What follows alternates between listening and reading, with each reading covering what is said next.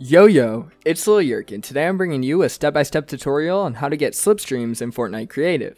By the end of this tutorial, you'll be able to get working slipstreams on your own creative islands. Before we get started, if you guys enjoyed this video at any point, please feel free to drop a like, hit subscribe, do whatever you want to do, and all that stuff. If you want to support me, you can use code YerkYT in the item shop, and it really helps me out a lot.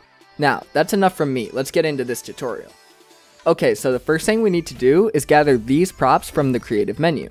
Type Tilted Towers in the search bar and open up the Neo Tilted Prop Gallery. In this gallery, we want to find this elevator door and add it to our hotbar. Once you've done that, we're going to hit back and type in Dusty Depot in our search bar. We want to open up the Dusty Depot and Diner Prop Gallery.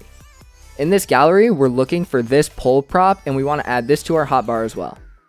Next, we need to search for the Ring Gallery and we want to open up the Ring Gallery A. We're looking to find the purple ring and the black ring. They should be right next to each other in the gallery.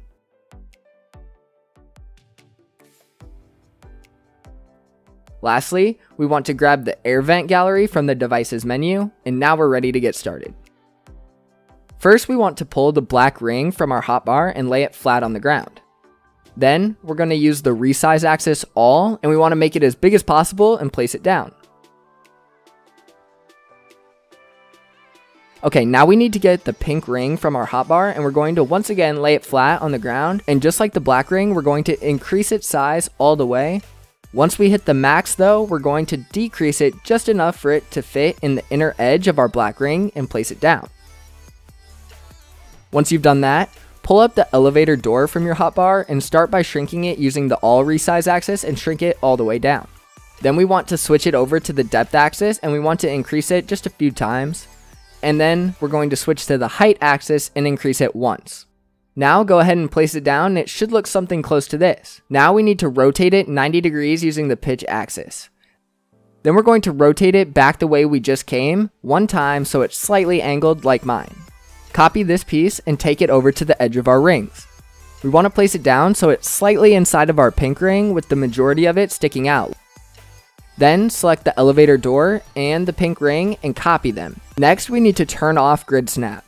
Now it's very important that you do not move your mouse or your joystick at all when doing this.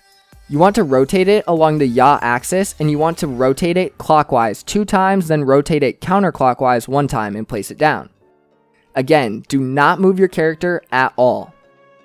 We're just pressing rotate once, rotate twice, and then rotating back and then pressing the place button.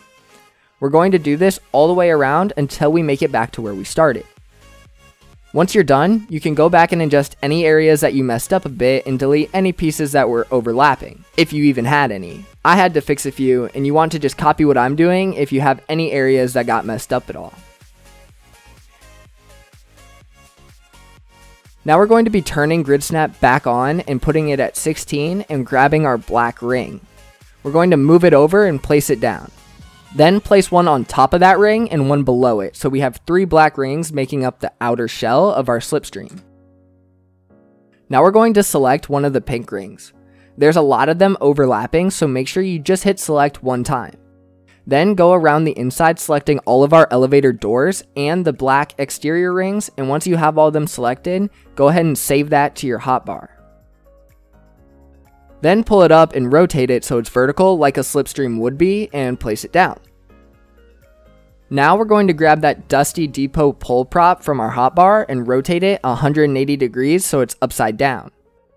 Then make it as big as possible using all resize tool and place it at the bottom of our slipstream. Okay, now we need to open up the creative menu and find the Spooky Particles gallery. Open it up and we need to find this fog particle that's closest to the lightning and place it down. Open up the settings and change the motion speed to slow. Go down one and we want to set the opaqueness at 10%. Then we're going to change the smoke tiling to 0.5x. Next we want to set the motion type to ripple and turn double-sided on. Now we need to play with the size of the particle, and unfortunately it's kinda wonky. You'll have to just mess with it and get it to place down so the fog is on the edge of our slipstream like you can see me doing in the video. Just keep moving it around and you'll get it eventually. This is the hardest part of the whole build.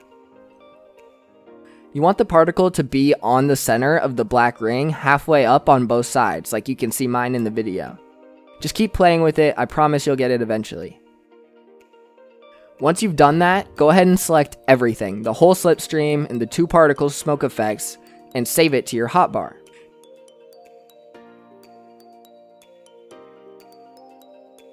Now, throw down the air vent gallery and find the volcano geyser. Using the resize axis all, we need to shrink this down as small as it can get and place it down. Now we're going to pick it up and rotate it so it's sitting straight up and down. Then, place 2 floors down somewhere and set the geyser so it's sitting right where those 2 floors meet. Then, copy the geyser and rotate it so it's facing the opposite direction and place it down. It should look like this. Then, we're going to turn off your grid snap again, and grab one of the geysers and rotate it 3 times, just tapping the rotate button using the pitch axis like I did, and place it down. Then, do the same for the other one. It should kind of cross each other just barely, like mine. Then you need to go back into your phone settings and turn grid snap back to 16.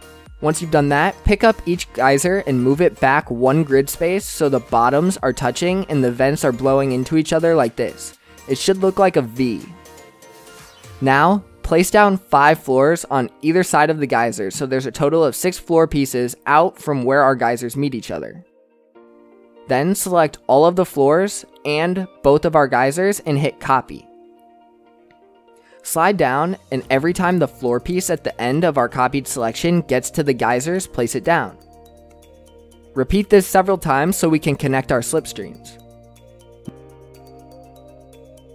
Now we want to test it out just by hopping in the geyser and just flying through. If you angled them properly, you'll be able to fly both ways without getting stuck. If you can't fly like I am, then go back to where we shrunk down the geysers and try again. Moving on, we're going to select all of our floors and geysers that we set up and move them 5 tiles up in the air.